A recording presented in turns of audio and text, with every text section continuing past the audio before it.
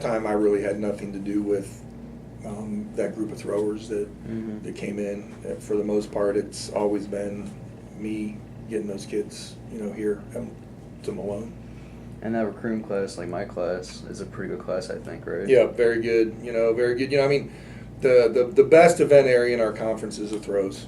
There's no doubt about it. When you put Finley and Tiffin in there, It's insane. It's just it's the best area in our conference, and one of the best in the country. I mean, if you look at the national qualifiers, like I think currently Travis is ranked 5th or something in the Hammer, and there's 5 or 6 national qualifiers, in the GMAC, and there'll be probably at least four of them from our conference. That'll be at the national meet. 4 of the top 18 to 20 in the country will be from our conference. And so that's kind of, that's just how it is. Yeah. But it's a very good conference for throws. Oh, yeah. Yeah. I've experienced it. Right. It's And for a while there, it was even worse. We were in the GLIAC. Oh, yeah. So pretty much all the schools in the GMAC were in the GLIAC, which are good. And then you add Grand Valley in, and Saginaw Valley, and Ashland. And there were times in the women's weight throw, I think indoor, 15 out of the 20 at the national meet were from our conference. There were kids that in the past that didn't even score in the conference meet that were all American. Like seriously, they didn't even finish top 8 in the conference meet. Might have had a little bit off of a meet or something, and then they go to the national meet and have a great competition. They're all American. They didn't even score in the conference, and they were top 8 at the national meet. So we moved to the GMAC and thought it was going to be a little bit easier conference, and then all of a sudden all these other schools come. So I guess say all that, there was a time that for 3 or 4 years I really didn't even recruit throwers. Because it's like, why recruit throwers? And then we got lucky with Duke. He wanted to come here, and then we got fortunate that he decided to come here and stay, and he worked hard and ended up being a national champion. But that just doesn't happen every day. Oh, certainly special. So what is like the daily thing as a head coach? What is a typical day for you? I'll come in and get some stuff done, depending on, if we have to do meet entries or,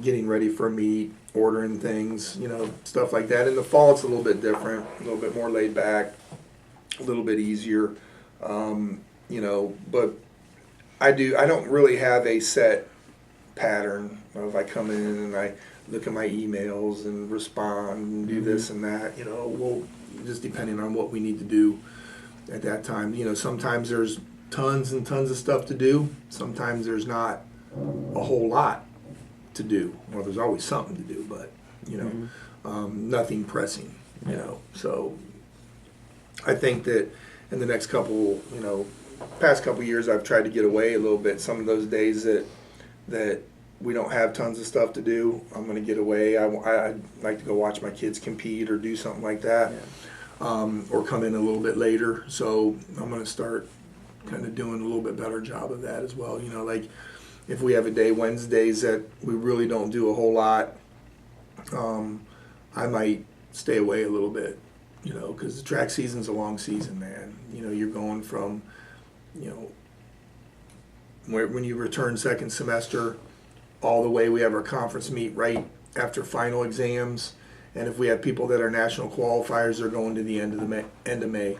So January through May, we have some breaks here and there like spring break and whatever, but it's just constant all the way through. But then the end of the season comes up so fast, like in high school, when you're usually getting ready for your conference meets, that's our conference meet and we're done.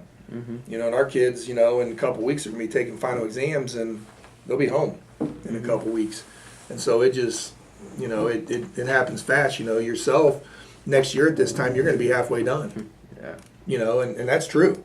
You know, so in a year from this time, you're going to almost be halfway done with, you know, and so it goes slow, but then again, it just sneaks up on you and boom, it's done. Yeah. So I want to switch it to some more like important events that happened like while you were growing up. Mm-hmm. So during the 70s and 80s, there was a crack cocaine epidemic where like everybody, it was just a huge wave, just everybody was doing, that was a problem. So was that something that affected your life personally? No, I mean, well, it didn't. I really, you know, going kind of a small town, I guess. We were a Division I school, but it was a smaller town.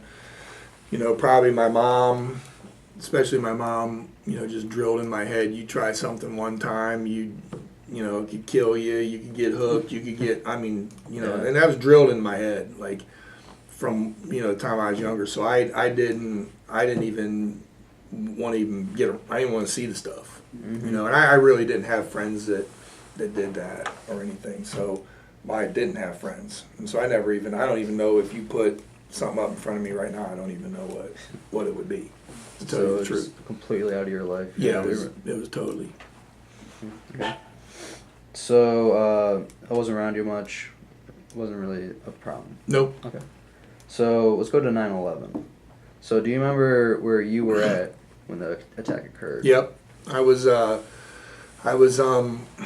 Miami University coaching, and I was in the office. Don't remember exactly what I was talking about, in the athletic director's office. And we were just there, and kind of the report came on about, you know, the plane or something, you know, being on fire, and then next thing you know, another one, and that's I remember that vividly. Yeah. So was there a lot of panic on campus? No, I mean, at that time, I didn't see it, I didn't notice it at all. I mean, obviously, it's like just information, almost like shock, I guess you would say. Mm-hmm. So do you remember like what you felt like when you first heard it? I couldn't believe it. Yeah. You know what I mean? And it's almost like you have to think that it's an accident, you know. And then when plane or whatever, it's like you almost have to think it's an accident, that nobody would do that, let alone how could they? Mm-hmm. You know, but you know, people plan things out, and if you're not prepared for it, then you know, things like that happen.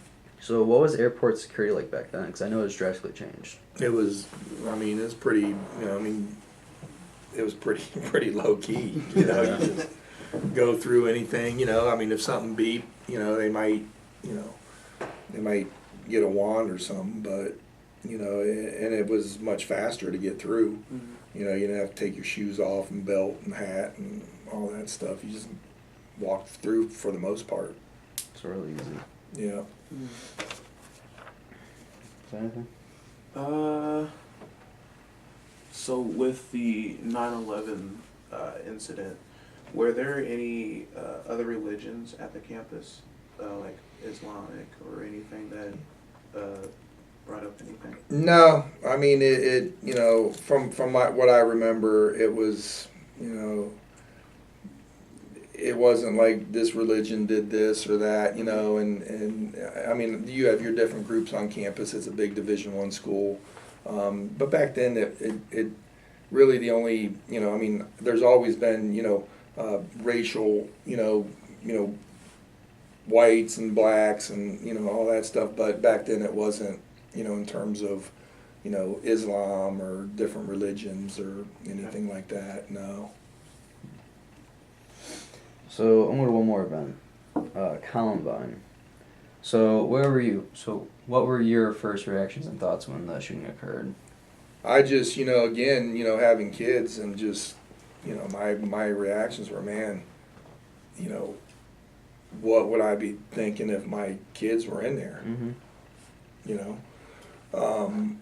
You know, and again, it's just almost like maybe I'm naive or whatever, but just a disbelief that somebody would go in and do something like that. Somebody that'd be so unhappy or miserable or whatever, they'd go in and cause something like that, you know, and it's hard to believe, mm-hmm. you know, and it's still hard to believe, you know, it's, you know, But my initial thoughts went to my own kids, like, okay, what would I do in that situation? Am I going to go to the school? Am I going to go in? Am I going to, whatever? So after that event period, did you think that they had a big stand on school security and how schools were ran afterwards?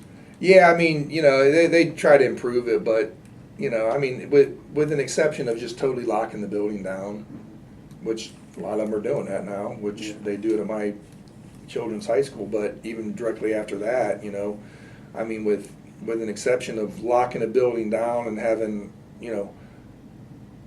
security or whatever that's patrolling the hallways and so on and so forth, what can you do? You know what I mean?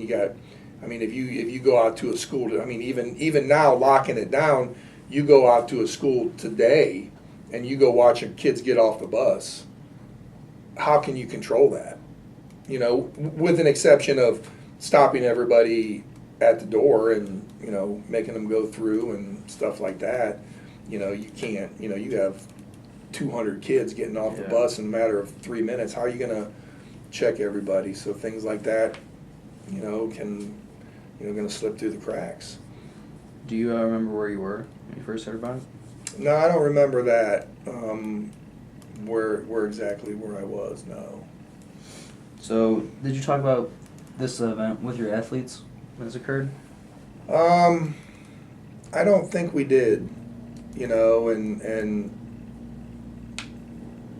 when that happened, it was almost like, if I remember correctly, it was so far out of character of something like that happening. You don't think that it's going to happen. Yeah. You just think there's just one person that's going to Mhm. that would be deranged enough to do that. You know what I mean? And then now, okay, that's over with, and then all these other ones start coming up, and it's like, man, there's a lot of people out there that, and then you got people. Then it gives them ideas and all that stuff. So yeah, it's almost like it was just a one-time occurrence in my mind, and apparently, obviously, it's not. Mm-hmm.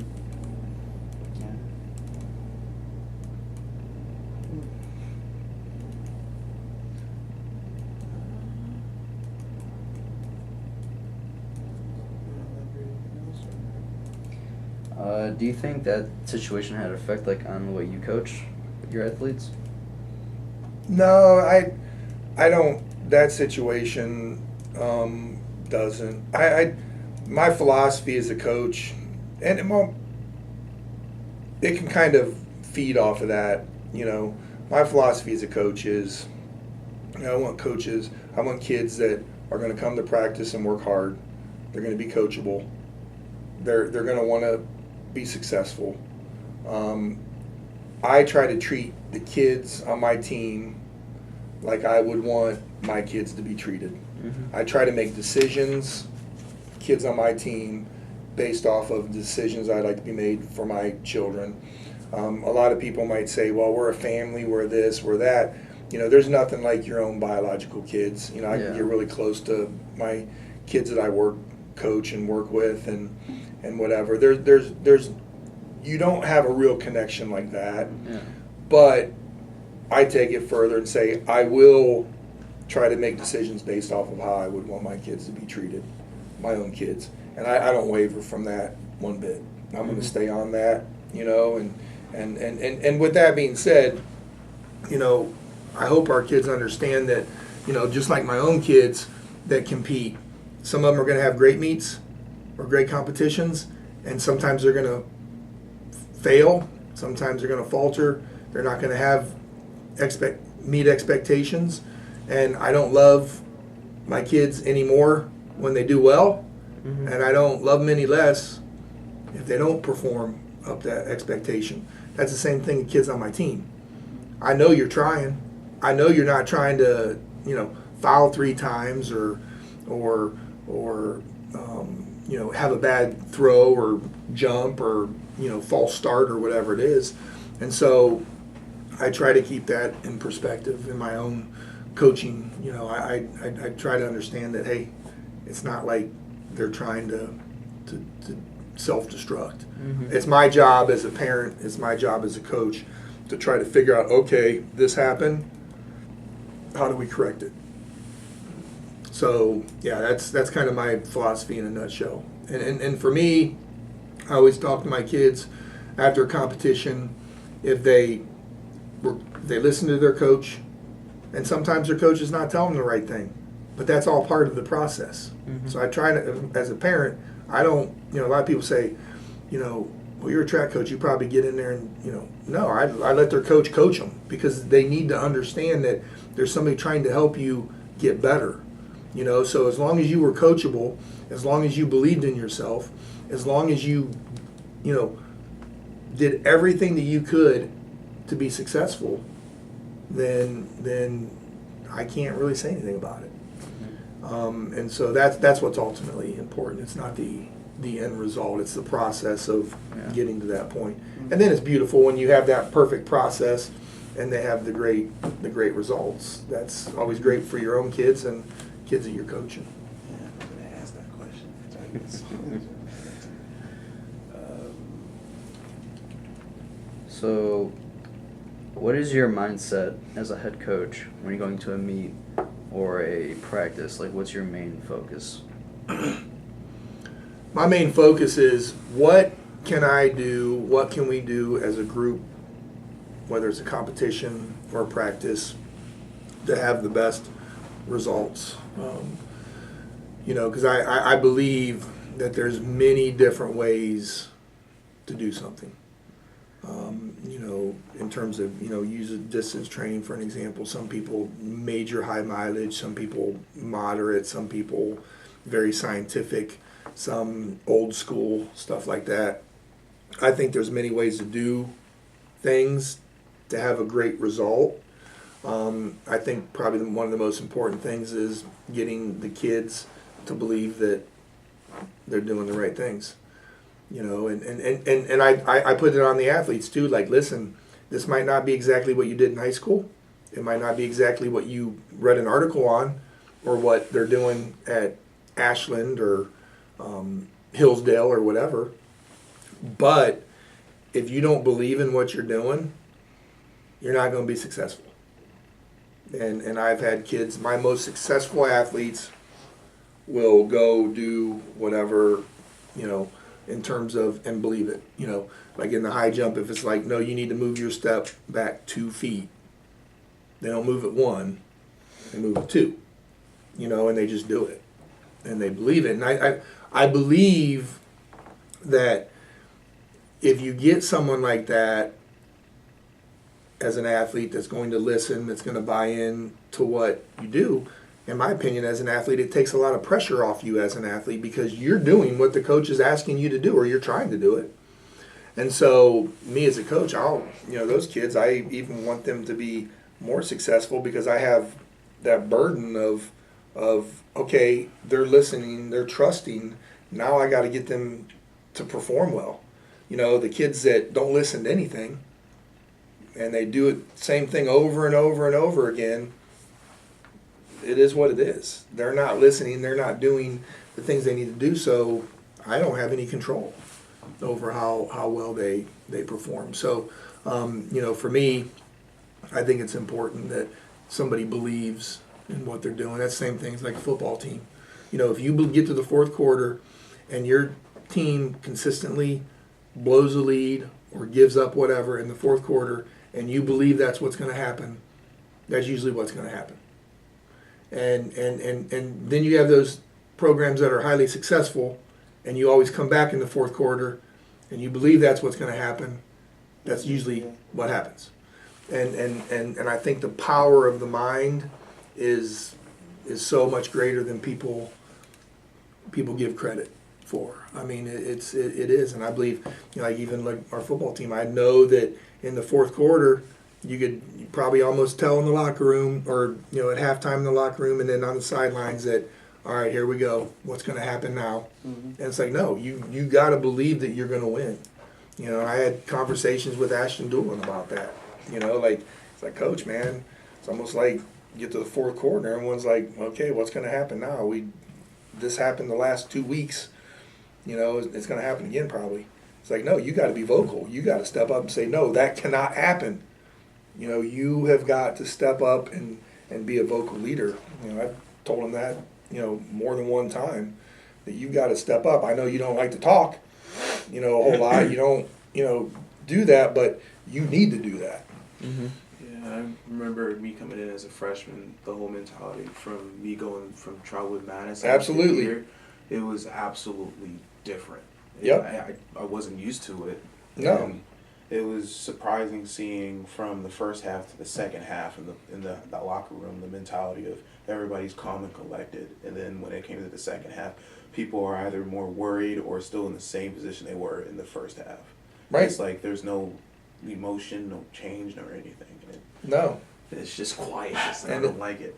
It's a mentality. Yeah. You know what I mean? And it is what it is, you know, and and you can, you know, maybe it's coach driven, you know, maybe it's culture, you know what I mean, being successful, whatever. But there's somebody, you know, like in your situation you're talking about, there's somebody there, whether it could be a coach, an athlete, small group of people, that can change that culture at some point. Mm-hmm. I don't know when it's going to be or when it could have been, but you can change it. And you know, but if you don't believe it, you know, if you don't believe that you can make the change, you can't. You know what I mean? It's like you know, our you know, throws group here. You know, I mean, we have some pretty good kids. We have some, you know, good kids. They're hard workers, coachable, do the things that ask. They're going to be successful. It's going to take some time to get to the level where you want to get to, but I mean, if you got them all working together, believing and supporting each other, you know, our culture of our throwers could, you know, I see changing right now, you know, as I speak, you know, from what it was 5 years ago when I didn't hardly recruit any throwers. And so it's neat to see that growth in those kids, you know, and you know, I like that, but you have to be, you know, somewhere, somehow, somebody can make that change, and sometimes it's you or you that have to step up and say, hey, let's do this, you know, let's do this together. You guys do a lot of stuff together, and you know, I noticed that, you know, going to the meet last week, you know, when down at Walsh, everybody's leaving, and you guys are there, you know, coach is like, you'll stay here, you know, and I think that, you know, at the time is not an enjoyable thing because you want to get home and you want to get something to eat and you want to sit down and, you know, whatever, but, you know, there's value in that time that you're there together, and you'll appreciate that as you go on and end up graduating. So with that culture that you described, is that something you preach to your sprinters and hurdlers and jumpers and all that? No, I mean, I try not to,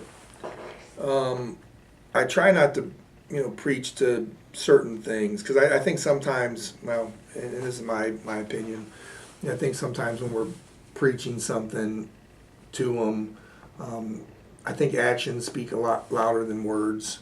And so, you know, I'll tell them expectations, like, listen, you know, you guys, this group should score this many points at the conference meet. I don't care how we get it. You know what I mean? Like, this group, men, this many, women, this many, let's total them up. You guys are a group. We got to figure out how to get it. And so, you know, I think that, you know, some expectations can help drive that culture a little bit, you know. But on the other side of it, I mean, yeah, you can spend time, you know, building that culture too. And for me, that goes back to the beginning of the interview in terms of things that frustrate me. Mm-hmm. You know, it's like I don't have time sometimes to do that. Yeah. You know what I mean? And that bothers me. Mm-hmm. But it is what it is, you know, and I got to do certain things, and I have to be certain places and stuff like that, and I have certain expectations, and so I can't sometimes, you know, or always build the culture that I want to build. You know what I mean? Like, you know, like track and field, and people have to understand. Say you're a throws coach, and they say, oh, you're a throws coach. You got, you know, 12 athletes. You can do that easy. You know, you as a throw, you know, you can coach, you know, 20 distance runners. You know, it's the same thing. No, it isn't the same thing. Mm-hmm. You're a throws coach. How many throws do we have? We have the shot put, we have the discus, we have the hammer, we have the javelin. That's 4 outdoor. And then when you're indoor, you got the weight. So you got 5. And so, yeah, you're coaching 5 events. And it's not like coaching sprinters or distance runners where you go give them the workout and tell them what to do. You're giving instant feedback on everything. And so time-wise, it's so time-intensive to coach throwers, jumpers, sprinters, or hurdlers mainly. It is so time-intensive to coach those areas. If I had more coaches, I would if I had a hurdle coach that can coach the sprinters and take that area, and all I have to do is worry about jumps. Well, then again, jumps, long jump, high jump, triple jump, pole vault. That's 4 areas, right? And so me being a jumps coach, they just think it's one event. No, it's not one event. You're a throws coach, one event. No, it's not one event. And every jump, every throw, every whatever, for the most part, you want feedback. You want to see where you are, and you want to know what you can do to be better. As a runner, you don't get that. Anything else? So, what is your policy or mentality when it comes to an injured player or a circumstance? That's a good question. I am not one. If somebody comes up to me and says, "Coach, this hurts, my hamstring hurts," whatever, and they have an event left, I let them make that decision. I don't say, "You're going to be in there, I need you to go." Never done that, never will. Some kids will use that because they don't want to do an event, maybe, but I can't feel what they feel. And I would feel absolutely horrible if I said, "No, you're doing it," and they got hurt. So I let the kids decide that in terms of injuries. Kids that they get hurt, track and field, you're going to hurt your hamstrings, thrower, your shoulders, your elbows, your arms, your back, your whatever. You're going to get beat up. You're going to have to be a track and field athlete. And I just told Olga before she left out for California on Tuesday, her shin was bothering a little bit. It's like, as long as it's not anything major, you're a track and field athlete, you're going to have pains, and that's okay. Life's not going to be perfect, and you're not going to feel perfect all the time, and you can still be successful, even if you're not feeling great. Actually, it's kind of funny. That reminded me of a story. I went to a clinic, and there was I forget her name, but she was the U.S.'s best discus thrower. And she was highly successful. And she talked about her training all the way up to the Olympic Games. And she actually should have won. And she was the best thrower in the world. And she talked about all her training up to the Olympic Games. And she said, man, she was lifting hard. She was beating herself up. She was throwing hard. She was doing all the stuff that she needed to do. And she was throwing great. And she said between her last competition and the Olympic Games, she rested herself a little bit. And she got her body reset. And she went to the Olympic Games and performed way under expectations. And she, which I'd never heard it before, which made sense after you thought about it, she said after reflecting, she said, I should have continued what I was doing because that's what my body knew and that's how I performed well. And what happened was I rested. Everything felt great. She goes, I never hardly felt better in my life, but everything was off because she was never competed when she was in that state. Yeah. And so she's like, if I had to do it over again, I would just have continued all the way up. And then I would have had that same feeling that I always do when I'm in the ring, and I would have met expectations. She said she felt like she was too rested and everything was off. Her timing and, when you get to that level, everything's so precise that she felt that she was off. So that I learned a lot from that, like, okay, what's good? What do I take from that? What's bad? And so somebody at that level, in such a technical event, you know, maybe you don't drastically change anything. Mhm. You just continue through. That's interesting. Well, that's all I got. You good? Yeah. Cool. Well, thank you for doing this. Appreciate it. Yep, you got it. Thank you. Nice to meet you. Nice to meet you.